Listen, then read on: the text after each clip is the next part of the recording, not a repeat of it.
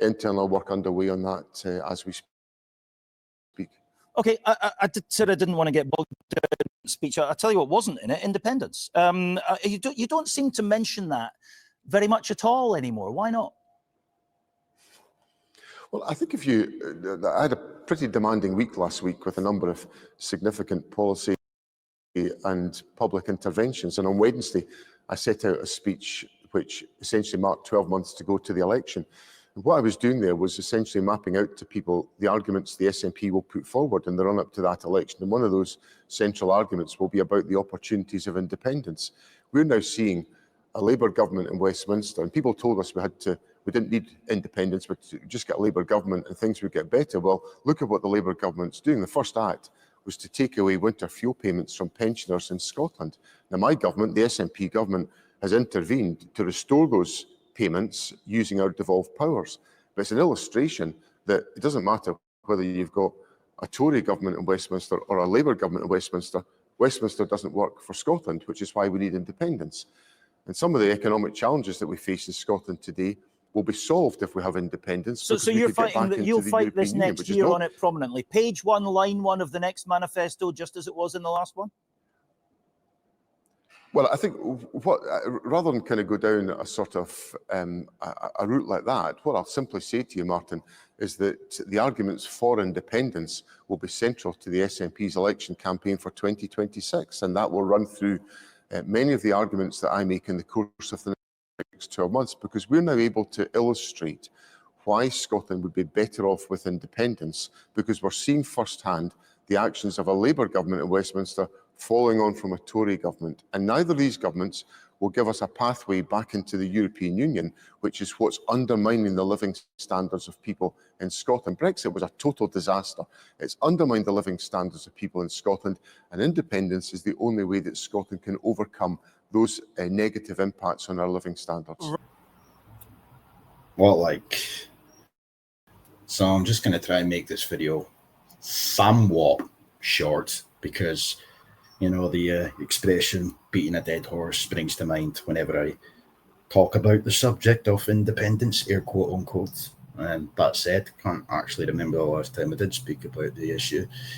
But obviously with the election next year in Scotland, stands to reason that at some point independence will end up becoming a term you will hear over and over and over and over again, despite the fact it's pretty clear, self-evident, what they really mean when they refer to independence.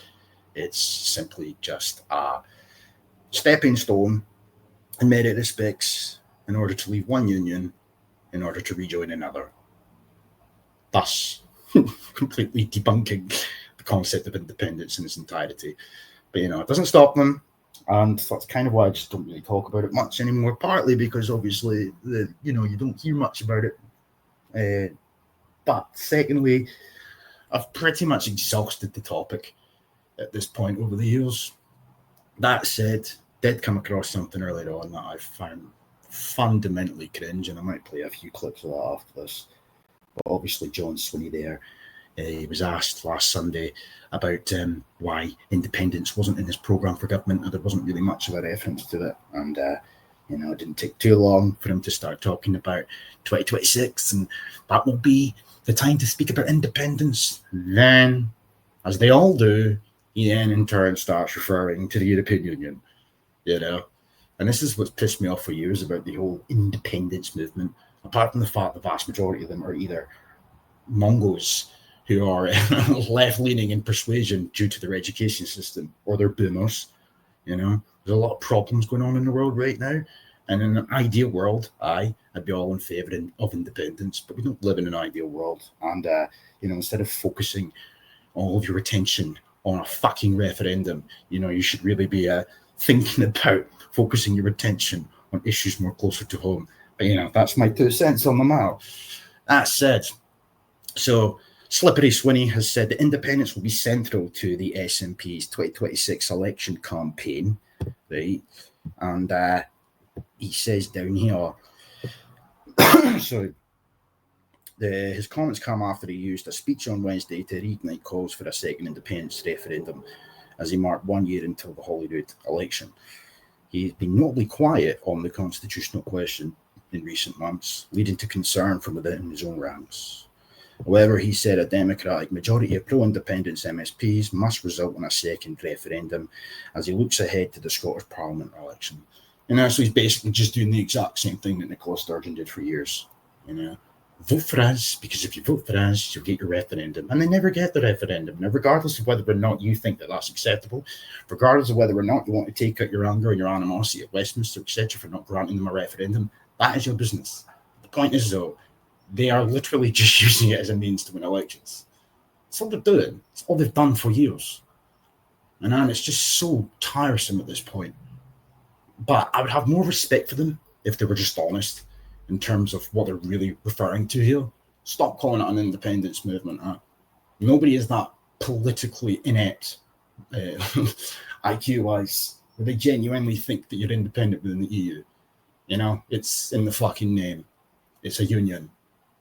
Henceforth, some sovereignty is removed. That's to suggest we have sovereignty to begin with. But the point remains, who votes in the unelected bureaucrats? Still. Anyway, he echoed those calls in an interview today as he said the movement would play a central role in his party's campaigning. Slippery Swinney told the BBC Sunday show the arguments for independence will be central to the SNP's election campaign, and that will run through many of the arguments I make in the course of the next 12 months. We're now able to illustrate why Scotland would be better off with independence because we are seeing firsthand the actions of a Labour government in Westminster following on from a Tory government, and neither of these governments will give us a pathway back into the European Union. So again, they have hijacked the concept of independence. They have hijacked the once upon a time legitimate independence movement, independence cause, desire for independence, etc. And they have artificially conflated and made it synonymous with EU membership. So now if you go to our independence march, you're effectively marching for the European Union, but it still masquerades itself as an independence cause. And this is what's pissed me off for the longest time. Back in 2014, I don't recall, and the one and only time apart from the EU referendum, the one and only time that I fucking voted, I don't recall voting the way that I did in 2014 because of the EU. All of a sudden, history has been revised, and everything's about the EU now. If we'd got independence in 2014, hypothetically speaking, we would have been out of the EU. Henceforth, every dickhead in the SNP that was campaigning for independence was indirectly campaigning to leave the EU. But you fast forward a couple of years and you get a revised version of events. Nicola Sturgeon, John Swinney, Angus Robertson, Alan Smith, the list goes on and on and on. And they'll have you believe that people voted the way that they did in 2014 because they were promised it was the only way to stay in the EU. Shite. Bullshit. It's just nonsense. There was already a pro-independence majority in Holyrood, with previous requests for a second vote repeatedly denied by Westminster. Yet the movement suffered a blow in 2022 when the Supreme Court ruled that the Parliament did not have the legislative power to hold a unilateral referendum.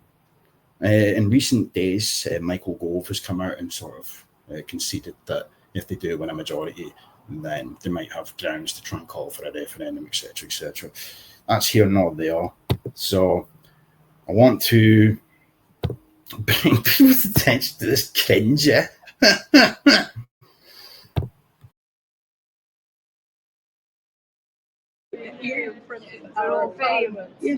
that's what I thought earlier. I was saying to Heather, it's just quite emotional. It is.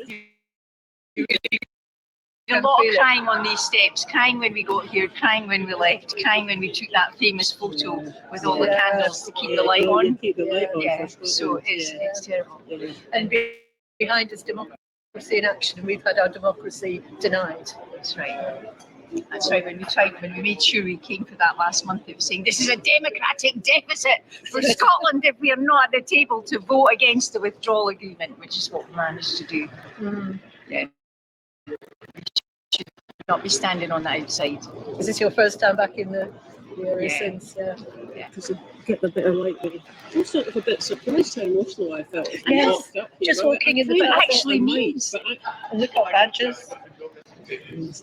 Hope we get to keep those. Oh, yeah. Thank you. Thank you. Thank you. You're taking a photograph of it. I love the country, I love people. I'm very passionate for Scotland, yes. For history. Yeah. Thank you. So that's the end of our long, fabulous day with Parliament. How do you feel it went? Well, I think it couldn't have gone better. We're emotional because it is so wonderful to be here and be welcomed and, appreciated by so many people who've made time to come and talk to us. It's very emotional. We've got some concrete plans to follow up on to make sure that we don't let this slip. It becomes a major part of the campaign for next year and that we keep this momentum going. How do you feel that one? Yeah, absolutely. It's getting any time in an MEP's diary on a committee week is just difficult to do. So blown away by the range of people who came to speak to us, the support that we had in terms of Scotland can be a good news story for the EU. Here's an ancient nation that wants to be part of the solidarity, the fraternal aspects of the EU, the rules-based international order, progressive politics. Independence is a good news story for the EU, and the EU is a bit neuralgic about independence, so they won't get into an internal matter as they see it. But the door's open once we do, and that's coming in. Look at the wider picture. Iceland's having a debate about EU membership. Norway's having a debate about EU membership in a way that they haven't for decades.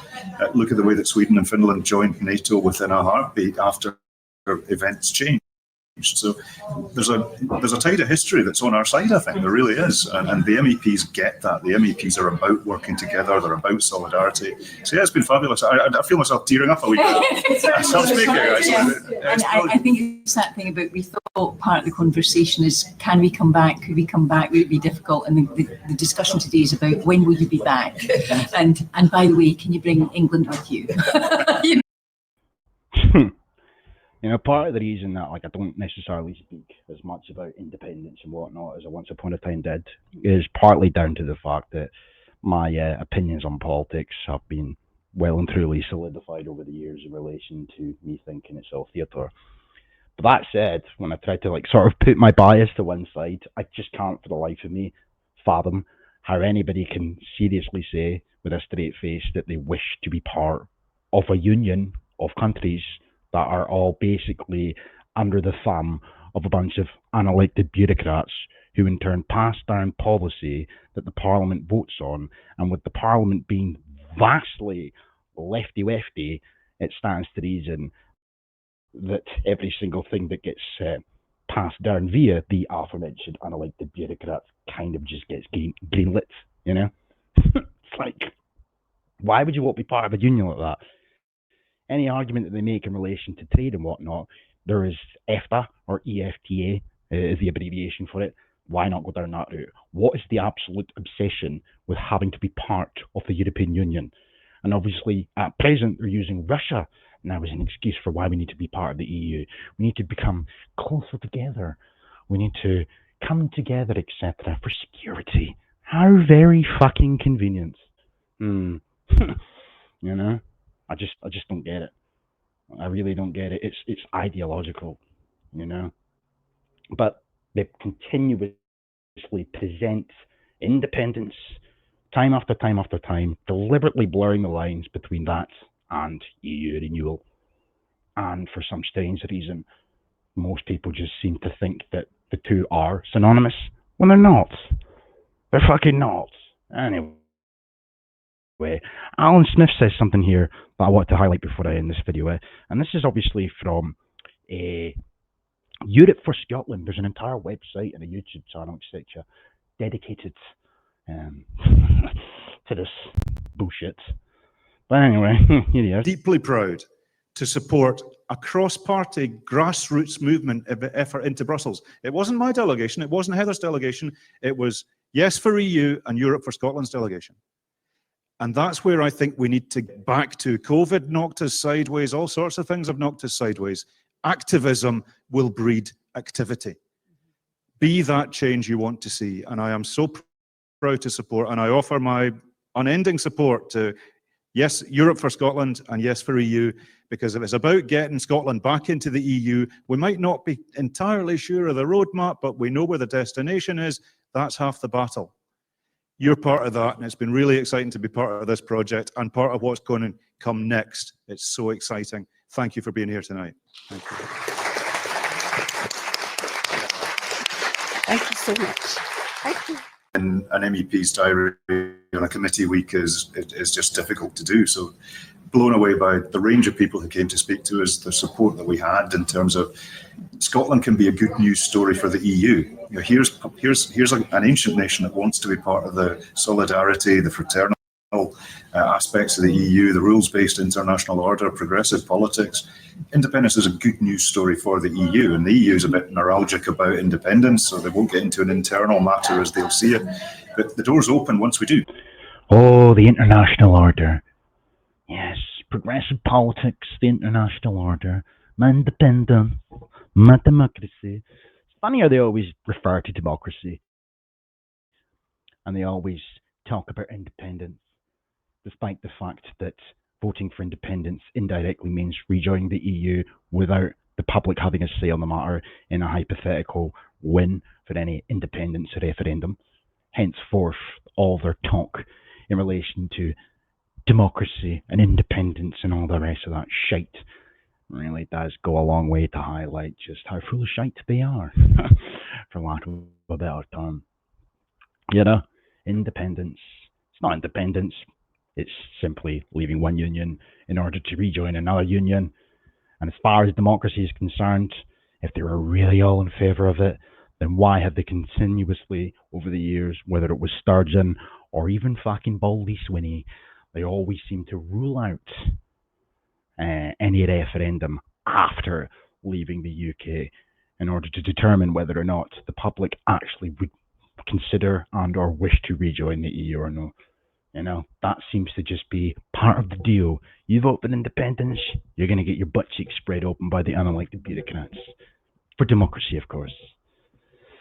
It's a fucking joke, absolute joke. And as I said, I'd have a lot more respect for these people. Maybe that's a stretch. Have a bit of respect for these people if they were just honest. But they don't do that. They continuously use independence as a means to sort of tug at people's heartstrings, whilst they do nothing but advocate for rejoining the EU. You know, all the shit that's been going on the past few years, whether it was the upheaval that was created post-COVID, or the shite going on with Ukraine and Russia, which sort of paved the way for inflation, etc. You know, oh, we need to sanction Papa Putin. Henceforth, that's why everything's so expensive now, right? They've got an excuse for everything. And they always seem to present the solution. If we just rejoin the EU, everything will be fine. If we just have a green transition, a green industrial revolution, and we rejoin the EU, all of the problems that you've been seeing since 2020 will soon dissipate. How fucking convenient. Almost as if, and you can call me a conspiracy theorist if you wish, almost as if it literally is problem, reaction, solution. But as far as independence is concerned, as I said, not that my opinion, it goes a long way. In an ideal world, I'd be in favour of independence for Scotland, and that would include not being part of any union whatsoever. But the reality of the matter is, it's not what's on the table, never was on the table, and to be honest, I just don't even think now is the time to even be discussing this. But I guess it's one of those watch those spaces moments, because 2026 is fast approaching, scarily enough. And you know damn well that you're going to hear to no end with their bastardized saltire with EU star flags and their gay flags, etc. You're going to hear all about it in the coming months. Anyway, adios. My progressive politics, fuck off, mate.